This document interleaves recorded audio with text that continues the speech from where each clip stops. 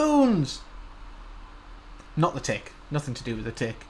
The spoon theory. It's a great thing, and it's been on my mind lately because I've had a lot of things that have just made me feel quite drained. I've had like a week where I was really good and productive, but then after that it was crash. And as I say, I've had stressful things as well come along, and it's always it's just been this feeling of oppression and not having the energy to do things, and it made me think again about the spoon theory, or the spoon idea, whatever you want to call it, and the idea is that, say, a normal person, normal, relative, but yeah, a person without, say, a long-term illness or something, has, say, 30 spoons to use in a day.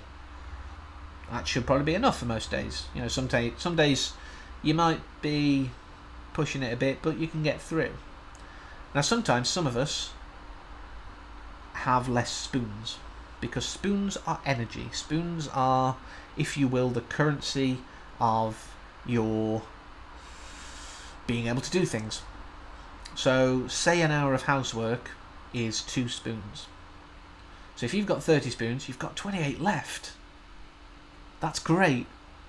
If you've only, say, got 10 spoons that morning, that's a whole 20% of your day. You've then got the rest of the day with those 8 spoons.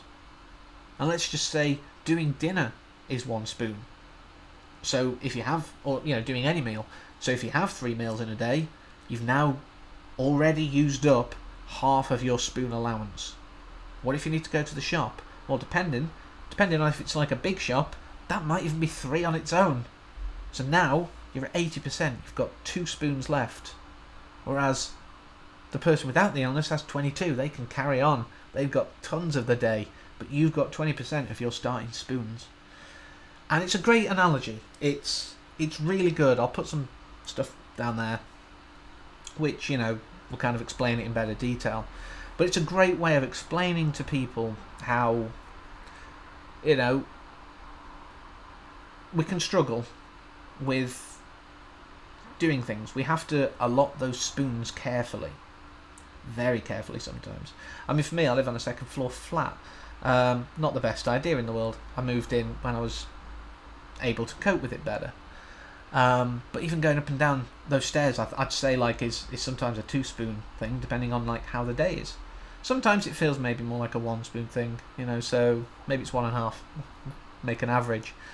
But it's things like that, and you have to consider all of these things, because in that scenario, say I woke up with 10 spoons, I might only have half a spoon left. Well, I'm not doing much then, am I?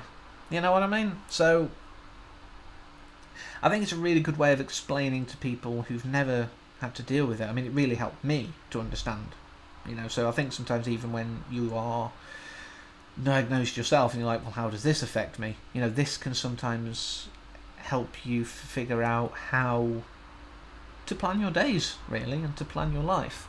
It's like people will say, oh, should we do a day trip to the zoo or something, and I'm just like, yeah, I could probably manage it, and you've kind of figure it out, well, if I do nothing for the entire day apart from go to the zoo, then I might have some energy left at the end of the day, if I'm lucky. If not, I should have enough to just get round. And I'm coming out with these ideas like 30 and 10. I mean, obviously everyone's different and every day is different. I might have a 20 spoon day, I might have a 5 spoon day. It's all subjective, and stresses and how you're feeling in general will factor in. But I think it's a great way, as I say, to get an idea of how energy deficits and feeling drained actually works. So definitely give it a look up and get a better understanding of it for either yourself or anyone who may be already using it, or you can maybe inform them of it. Spread the knowledge. It's a great idea. So as always, until next time, take care.